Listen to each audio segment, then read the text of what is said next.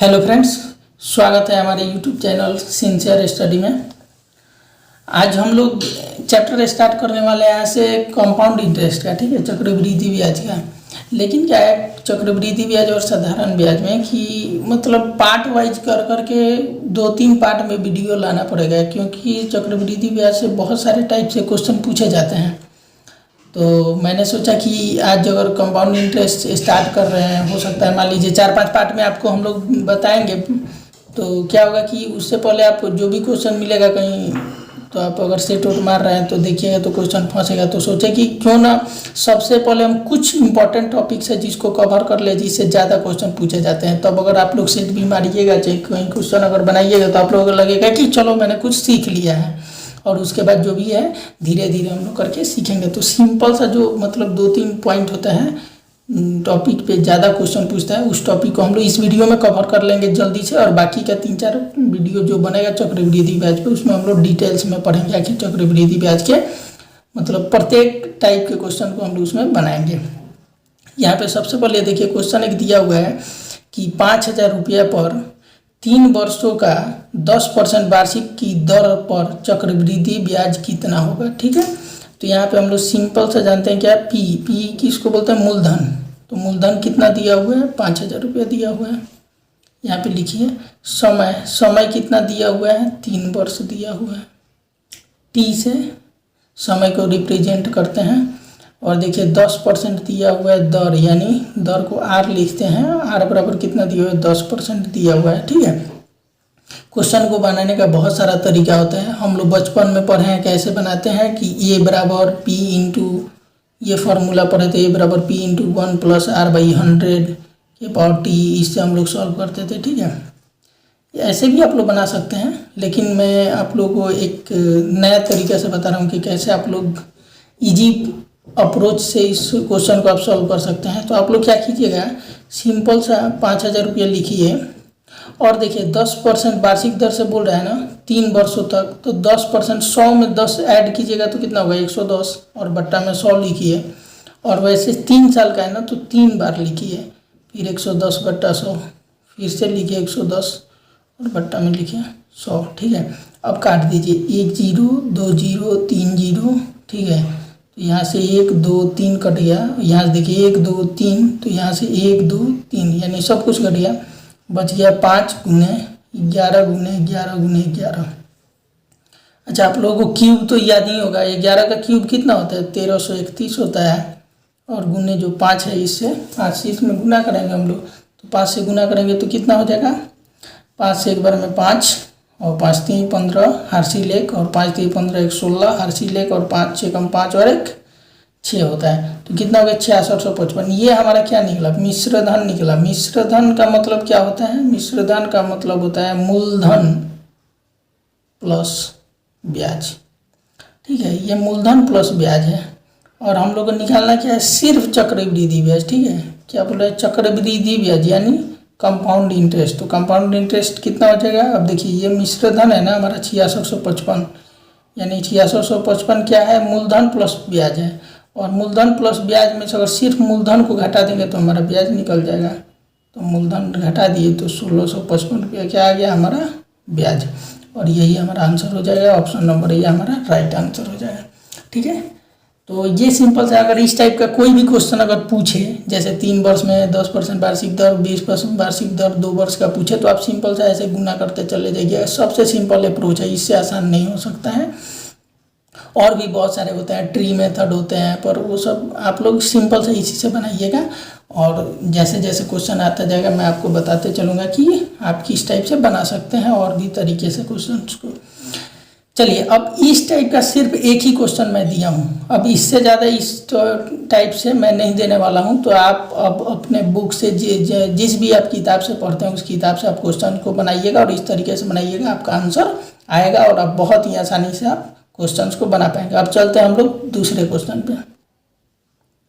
ये देखिए, ये एक क्वेश्चन है, ये दूसरा टाइप आ गया। ठीक है, अब इस टाइप में देखिए क्या बोलते हैं, ध्यान से समझिएगा इस क्वेश्चन को। आप लोग हमेशा बना सकते हैं, कभी भी गलत नहीं होगा। और इस टाइप का क्वेश्चन बहुत बार पूछा जा चुका है और इस टाइप का क्वेश्चन हमेशा आते रहता है, इसलिए इस टाइप को आप अच्छा से समझिएगा। देखिए क्या दे रहा है, चक्रवृद्धि ब्याज पर जमा की गई 12,000 रुपये की राशि 5 वर्षों में दोगुना हो जाती है, ठीक है, तो 20 वर्षों में यह कितनी हो जाएगी। सबसे पहले जो क्वेश्चन में देता है उसको आराम से लिखिए आप। मूलधन दिया हुआ है, कितना दिया हुआ है, 12,000, ठीक है, ये आप लिख लिया। अब क्या दे रहा है कि 5 वर्ष में दोगुना हो जाता है, यानी आप यहाँ लिखिए 5 वर्ष में ये कितना हो जाए है, दोगुना हो रहा है, ठीक है, दोगुना हो जा रहा है। तो 20 वर्षों में यह कितना गुना हो जाएगा, 20 वर्ष में यह कितना गुना हो जाएगा, ठीक है, कितना गुना हो जाएगा, ये हमारा क्वेश्चन है। अब देखिए ये हमको फाइंड करना है कि कितना गुना होगा। इसमें आप ध्यान में रखिए, बहुत ही सिंपल इसका लॉजिक है। इसमें आप देखिए 5 वर्ष में दोगुना, 20 वर्ष में कितना गुना होगा। तो यहाँ से आप देखिएगा वर्ष वाला में हमेशा ध्यान में रखिए, जब वर्ष वाला में है वो देखिएगा कि ये जो पहले दिया हुआ है पहला वर्ष, और इसमें जो दूसरा वाला दिया हुआ है तो ये कितना गुना है। पहले कितना दिया है, 5 वर्ष, बाद में कितना दिया है, 20 वर्ष। तो 5 से 20 वर्ष कितना गुना है, 4 गुना है। 4 से आप गुना कीजिएगा तो 20 हो जाएगा। अब यहाँ पे ध्यान देने वाला बात है, बहुत अच्छा से समझिएगा इस बात को। जब इधर गुना वाला बात आएगी, 2 गुना हो गया तो उससे कितना गुना होगा, तो यहाँ पे क्या करना है, जो पहले लिखा हुआ है यानी 2 गुना, तो 2 के पावर में इस 4 को, ये वाला 4 ये इसके पावर में चला जाएगा, यहाँ पे हो जाएगा 2 के पावर में 4। फिर से समझिएगा, जैसे 5 वर्ष में अगर 2 गुना हो रहा है तो 20 वर्ष में कितना गुना होगा। सिंपल सा क्वेश्चन है, ऐसे लिख दीजिए ऊपर नीचे कि 5 वर्ष में 2 गुना, 20 वर्ष में कितना गुना। अब देखिएगा वर्ष वाले को हमेशा कितना गुना है ये देखना है, ठीक है, मतलब कितना से गुना करेंगे तो दूसरा जो वर्ष दिया हुआ है वो आ जाएगा। तो 5 वर्ष में कितना से गुना करेंगे कि 20 वर्ष हो जाएगा। सिंपल सा है, 4 से गुना करेंगे तो 20 वर्ष हो जाएगा। तो ये 4 जो है ये जाकर के जो 2 गुना है ना, इसके ऊपर पावर में चला जाता है, तो ये 4 चला जाएगा 2 के पावर में, तो ये कितना आ जाएगा, अब इसको तोड़िएगा तो 16 हो जाएगा, ठीक है, 2 के पावर 4 यानी 16। तो कितना गुना हो जाएगा, 16 गुना। अगर सिंपल सा क्वेश्चन पूछा रहता कि कितना गुना हो जाएगा तो हम लोग 16 गुना मार के अपना आंसर निकल जाते हैं, लेकिन यहाँ पे हमसे अमाउंट पूछ रहा है कि यह कितनी हो जाएगी, यह राशि कितनी हो जाएगी। तो हमारा राशि कितना दिया हुआ है, 12,000 दिया हुआ है, और ये 20 वर्ष के बाद कितना गुना हो जाएगा, तो 16 गुना हो जाएगा। तो इसमें हम लोग 16 से गुना करेंगे, तो 16 से गुना करेंगे, यहाँ 0 0 0, 16 दूना 32, हारशील 3, और 16 एकम 16 और 3 19। ये हमारा हो जाएगा आंसर। इतना राशि हो जाएगा 20 वर्ष के बाद। अगर 12,000 रुपया है तो 20 वर्ष के बाद कितना हो जाएगा, 1,92,000। ये हमारा हो जाएगा option number D right answer, ठीक है। अब अगर गुना वाला कोई भी क्वेश्चन आए तो आप लोग इसे आशा करता हूँ कि गलती नहीं होगा।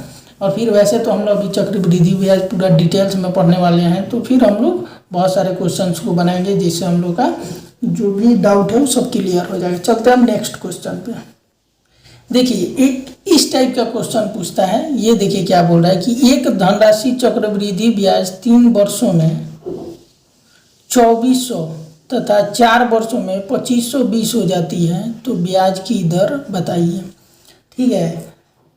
यहाँ पे देखिए क्या बोल रहा है कि 3 वर्ष में एक राशि कितना हो जाता है, 2400 रुपया हो जाता है, और यही 4 वर्ष के बाद ये राशि कितना हो जा रहा है, 2520 हो जा रहा है, ठीक है। वहाँ पे क्या दे रहा था कि गुना दे रहा था, यानी 5 वर्ष में 2 गुना हो रहा है तो 20 वर्ष में कितना गुना हो रहा था, लेकिन यहाँ पे राशि दे रहा है। ध्यान से आप समझिएगा दोनों टाइप को। यहाँ पे दे रहा है कि 3 वर्ष में 2400 रुपया है, तो 4 वर्ष में 2520 हो जाता है। कोई धनराशि है, चक्रवृद्धि ब्याज जोड़ने के बाद उतना हो जा रहा है।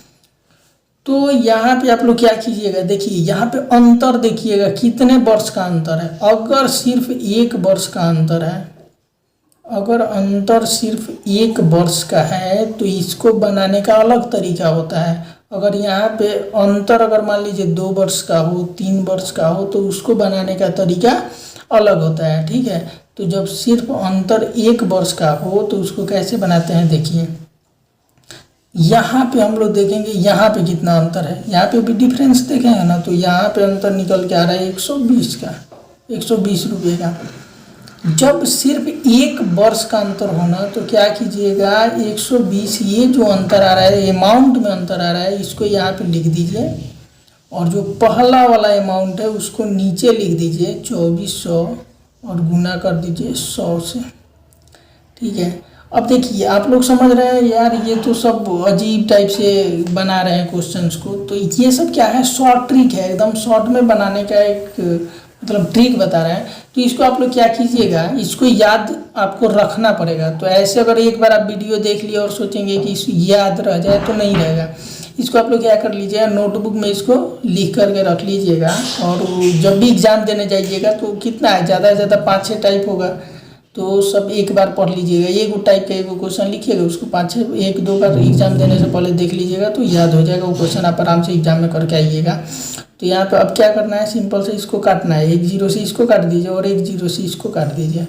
12 दूना 24, यहाँ पे 10 है, 2 से काटिएगा तो 5 बार में कटेगा, यानी ये कितना हो जाएगा 5%। ऑप्शन नंबर डी हमारा राइट आंसर हो जाए। फिर से समझिए इस क्वेश्चन को क्या करना है, जैसे 3 वर्ष में 2400 है ना, तो 3 वर्ष 2400 यहाँ लिखिए, फिर 4 वर्ष में कितना हो जाता है 2520, यहाँ पे लिखिए, दोनों साइड का अंतर निकालिए, इधर अंतर 1 वर्ष का है, इधर अंतर कितना का है 120 का है। तो ये जो अंतर है अमाउंट में, उसको आप यहाँ पे लिख दीजिए 120, और बट्टा में जो फर्स्ट वाला अमाउंट है उसको नीचे लिख दीजिए 2400, गुना कर दीजिए 100 से। ये हमारा जो परसेंटेज आएगा, ये हमारा क्या हो जाएगा, रेट हो जाएगा, यही हमारा दर हो जाएगा। तो 5%। आशा करता हूँ कि आप लोग अच्छा से समझ पाए होंगे। ठीक है, अब चलते हैं नेक्स्ट क्वेश्चन पर। ये देखिए हमारा नेक्स्ट क्वेश्चन है, इसमें देखिए क्या दे रहा है, एक धनराशि चक्रवृद्धि ब्याज द्वारा 3 वर्ष में 4818 रुपया हो जाता है और 6 वर्ष के पश्चात 7227 हो जाती है, तो वह धनराशि क्या है। ठीक है, तो यहाँ पे देखिए 3 वर्ष में कोई धनराशि 4818 यानी 4818 रुपया, और 6 वर्ष के पश्चात कितना हो जाएगा 7227। अब देखिए यहाँ पे आप जब इसका डिफरेंस देखिएगा, अंतर देखिएगा, तो कितने का है 3 वर्ष का है। ठीक है, हम लोग जो इसके पहले वाला टाइप देखे, तो जब 1 वर्ष का अंतर हो तो हम लोग उस टाइप से बनाएंगे। ठीक है, जब यहाँ पे 3 वर्ष का अंतर हो तो ये हम लोग का टाइप बदल जाएगा। और याद रखिएगा, इस सबको आप नोट करना ही पड़ेगा, नोट करके ही रखिएगा तभी याद रहेगा। प्रत्येक एग्जाम में जाने से पहले एक बार इसको पढ़ना होगा। तो यहाँ पे क्या हो जाए, 3 वर्ष में इतना रुपया है, 6 वर्ष के बाद इतना रुपया है, तो इसमें क्या कीजिए, जो पहले वाला अमाउंट है उसको 2 बार लिख दीजिए, 4818 गुना 4818, और जो बाद वाला अमाउंट है इसको सिंपल से इससे डिवाइड कर दीजिए, बस बाकी कुछ नहीं करना है, सिंपल इसको डिवाइड कर दीजिए, ये हमारा आंसर आ जाएगा। देखिए अगर आप लोग को लग रहा होगा ना कि ये थोड़ा अजीब टाइप का है, इस टाइप से आप हमको नहीं समझ में आ रहा है, तो हम लोग जब इसके बाद वाला जब वीडियो लेकर के आएंगे तो हम आपको और अच्छा से अलग टाइप से समझा देंगे, और जो टाइप आपको अच्छा लगे उस टाइप से आप क्वेश्चन बना सकते हैं। अगर 3 वर्ष का अंतर आ गया है तो इसको क्या करना है, इसको 2 बार लिख देना है फर्स्ट अमाउंट को, और नीचे ये जो है सेकेंड वाला अमाउंट है इसको नीचे लिख करके और काट देना है। देखिए ये 3 से कटेगा, तो 16 0 और 36 18, 3 से ये कट गया, इसको 3 से काटिएगा तो कितना हो जाएगा 3 दूना 6, 3 चौक 12, और यहाँ पे 0 और 9, फिर इसको आप 3 से काटिएगा तो 16 0 6, यही वाला यहाँ पे आ जाएगा, और इसको काटिएगा तो कितना हो जाएगा 8 0 3, 803 हो गया। अब देखिए 803 को अगर 1606 में 2 बार में भाग कट जाएगा। ठीक है, 803 में 2 से गुना करेंगे तो कितना हो जाएगा 1606, और अब यहाँ पे क्या है 1606 में 2 से गुना करेंगे तो कितना हो जाएगा 3212।